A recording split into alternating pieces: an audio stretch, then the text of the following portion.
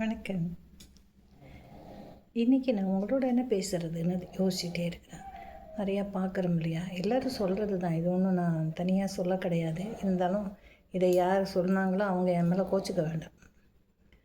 பல சமயம் மனிதர்களை நம்ம என்ன பண்ணுறோம்னாக்கா எடை போடுகிறோம். ஜட்ஜ் தீர்மானமாக இவன் இப்படி தான் இருக்கும் அப்படின்னு நினச்சிப்போம். அது நடக்குதா இல்லையா? செய்கிறோம் தான். அதே போல் சில பேரை நம்ம என்ன பண்ணோன்னா புரிந்து கொள்வோம். புரிதல்னா என்ன? இவர் இப்படி இருப்பார், இவருடைய தன்மை எப்படி இருக்கும் என்பதை புரிந்து கொள்கிறோம். ஜட்ஜ்மெண்ட் வேறு, அண்டர்ஸ்டாண்டிங் வேறு, ரெண்டுக்கும் வித்தியாசம் இருக்குது. ஸோ நம்ம அதை வச்சு நம்ம பெரிய அறிவுகளவாளின்னு நினைக்கக்கூடாது. பெரிய அறிவாளி நாம் தான் அப்படின்னு நினச்சிக்க கூடாது. ஏன்னா ஒருத்தரை ஜட்ஜ் பண்ணதுனால மட்டுமே நான் பெரிய ஆளாக ஆகிட முடியாது. கண்டிப்பாக ஆக முடியாது. We grow wiser not by judging others. நிச்சயமாக முடியாது. அதே போல தான் அவர்களை புரிந்து கொள்ள வேண்டும். சரி, இதில் என்ன நமக்கு லாபம்?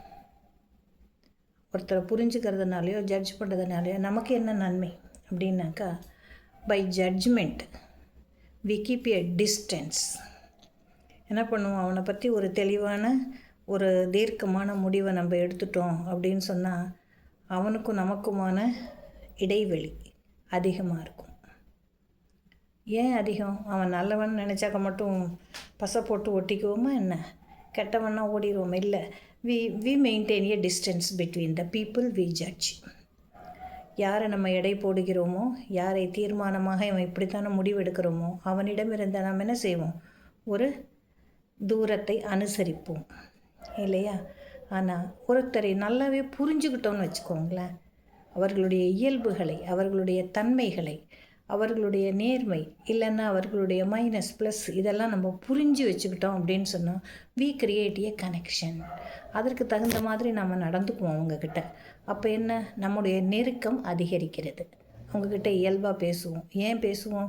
இவன் இப்படி தான் இருக்கான், இவனுக்கு இதெல்லாம் நம்ம சொல்லிக் கொடுக்கலாம், இதை சொல்லித்தரக்கூடாது, இவனை இப்படி தான் ட்ரீட் பண்ணணுங்கிறது நமக்கு புரிஞ்சிடும். So that by understanding we create connections.